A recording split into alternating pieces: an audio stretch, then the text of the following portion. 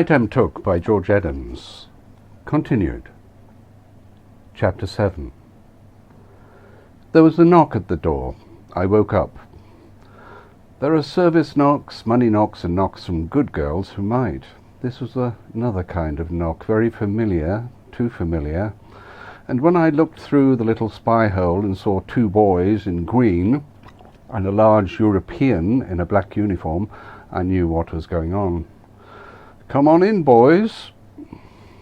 The European was a man I still recognized. I'd come across him 20 years ago when he was an up-and-coming inspector on Lantau Island, the place they sent the expats in the force they didn't know what to do with, ones too stupid or too objectionable for all the regular postings.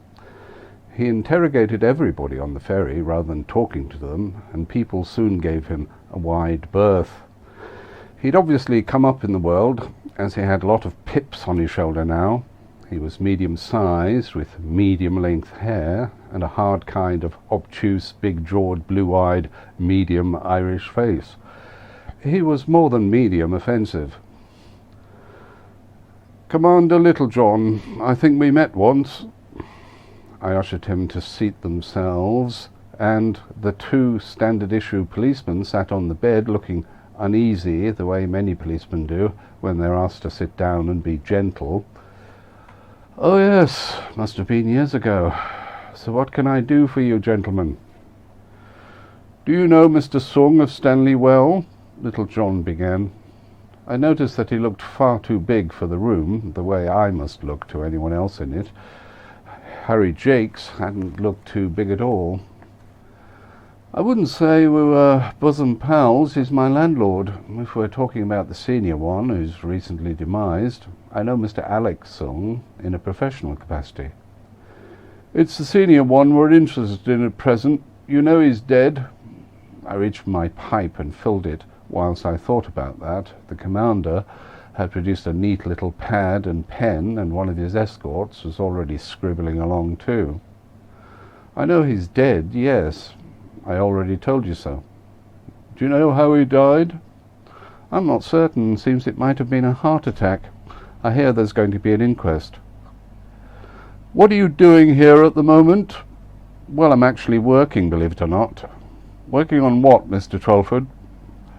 "I would have thought that was obvious. As you probably know, I'm a private investigator, and the El Dorado is the biggest open brothel, drug den, and heartbreak hotel in town. Now, can you answer some of my questions, Commander, and then perhaps you'll get out of here and leave me in peace? I don't like a posse of the local constabulary disturbing my siesta with a lot of fool questions, and I don't like being interviewed about dead men without a solicitor present, or perhaps at least, as a matter of courtesy, knowing where it's all going. Not that I want a solicitor really, as God knows I can't afford one, but as you know, I'm well versed in the law, knowing, for example, that when you're invited in and you're not making an arrest, you ought to remove your caps. Police Standing Orders, paragraph 5, section 2. The commander took his hat off, and his men followed suit. "That's better. You seem half human already, Little John, but not quite. Your sort never do. You're still interrogating instead of being nice to people, I see. Bluster won't get you anywhere here, so say what you have to say and then get out, please." "Just what has Mr. Sung hired you to do?" "Well, that's confidential, but you ought to be able to put two and two together." "Is it related to the death of his father?" "I said you could say your piece, not that you could go on harassing me.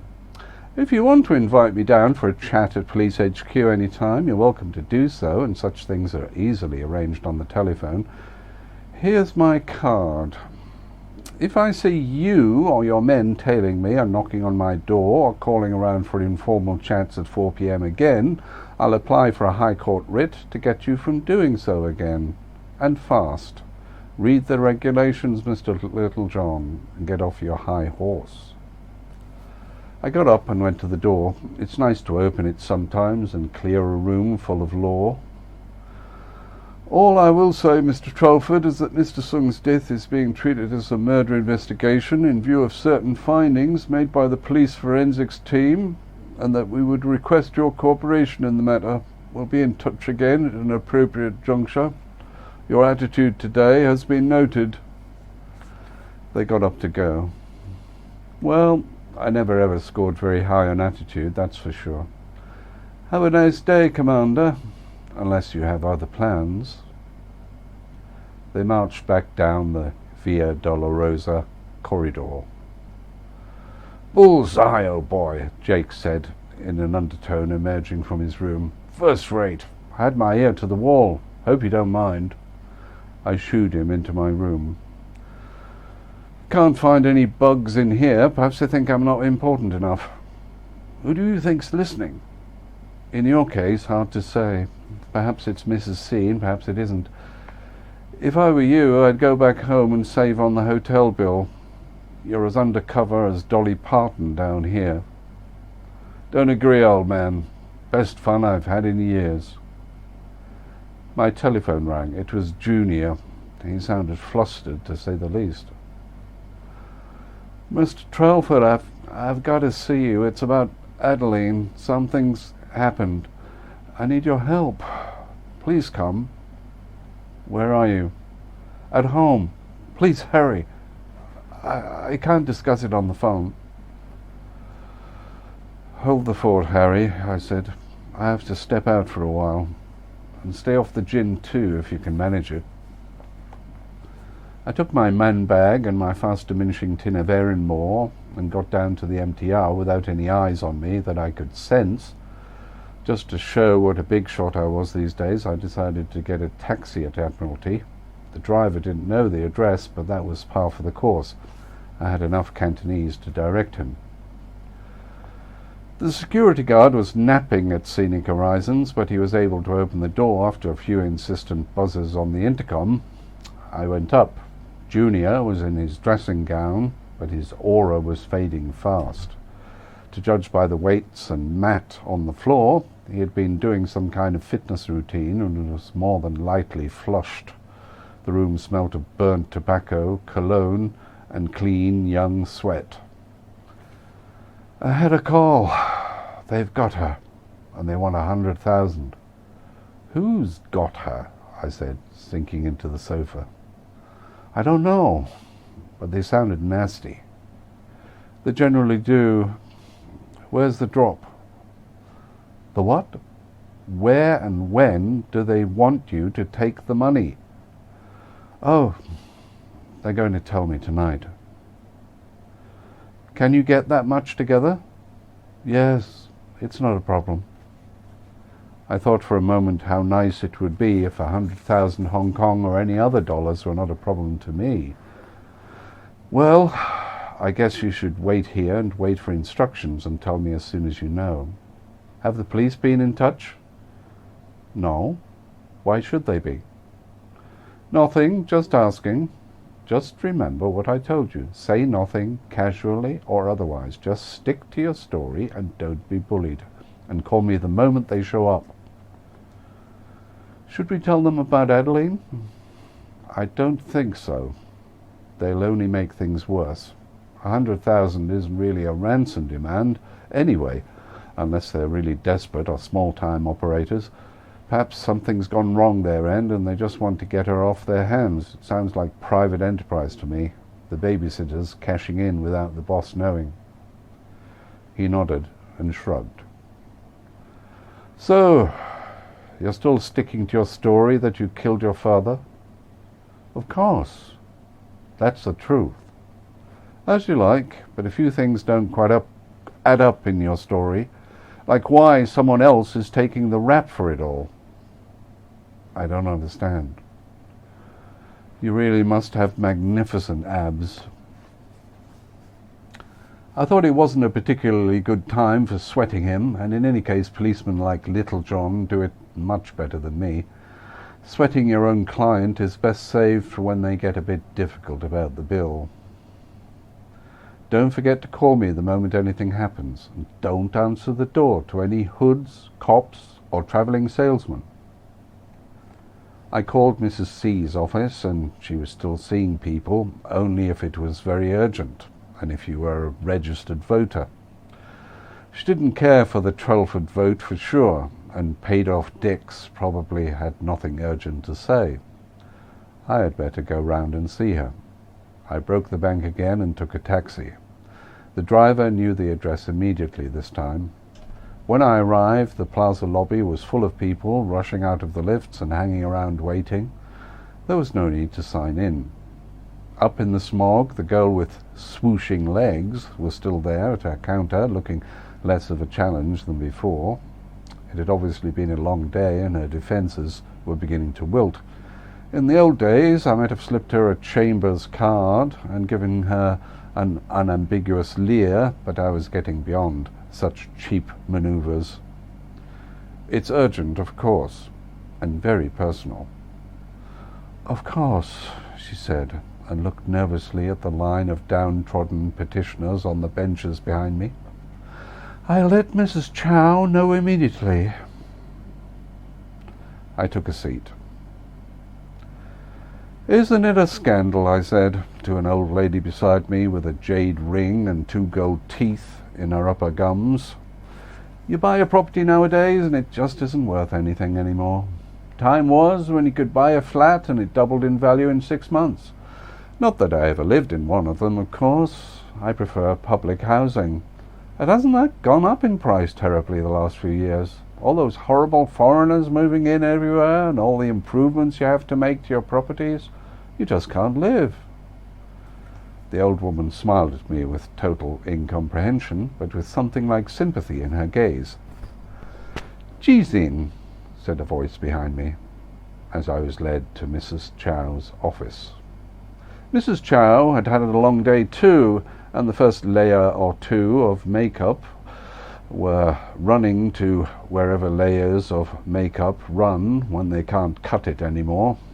The light seemed a little brighter than before, but the carpet was still liable to trip you up if you weren't careful.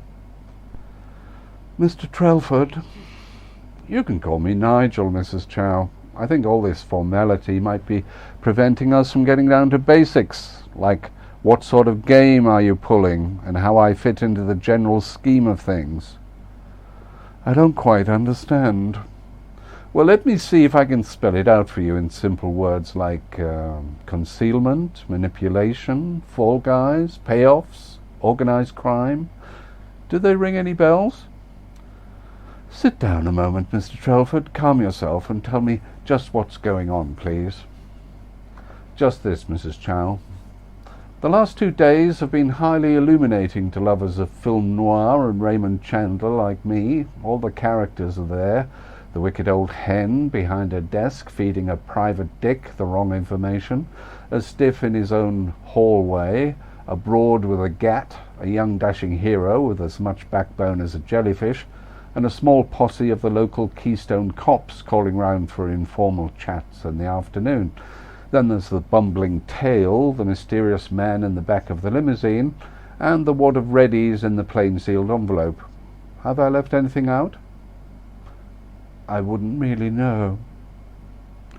As I told the man in the limousine, I'm all in favour of reality TV as long as I don't have to be in it or watch it, and I adore TCM. But this is Hong Kong in a new century and my patience is wearing a little thin. Live out your cliches if you must, but isn't it about time you told me what's going on? There are a lot of things you don't understand, Mr. Trelford, no matter how long you live here. You don't understand the hybrid nature of Hong Kong and what it means to be Chinese, living forever in a culture of surfaces. Do you think our way of running things is any worse than your men in Washington and London and Rome? Is everything above board there, Mr. Trelford? Are justice and transparency alive and well? Is there no corruption in high places, no violence at the edges, no things we shouldn't be more than a little ashamed of? Nice speech. You ought to do podcasts. Now, try and see if you can give a straight answer for once in your air-conditioned, upholstered, corrupt little life. Tell me about Adeline. What is she working at? Who is she working for? Adeline is, I think, alive and well and need not concern you further. So that's why we're getting the ransom demands. Ransom demands? Perhaps you don't know as much as you think you do, but one thing I want to tell you. Everything I do has a lot of people behind it. There's not only my partner. Everything I do is backed up by a number of people in the know who get all the details sent to them at regular intervals. If I'm discovered in a burning car, drunk as a skunk, if I suddenly develop a drug habit and die of an overdose, or even if I have a coronary or a hit by a truck crossing the road some dark night, everyone who can arrest and destroy you will know everything within a day. You'd better pray for my continuing good health, Mrs. Chow, and that of all those near and dear to me. Do I make myself clear? Perfectly. And now, if you'll excuse me, I have a lot of people to see before I can go home tonight. Yes, the electorate, bless them. Tell me, do they get checks, or is it all cash in hand? She let that one go. Good night, pussycat. Let's do lunch. As I was making my way out of the lobby, Junior called. The drop was at midnight.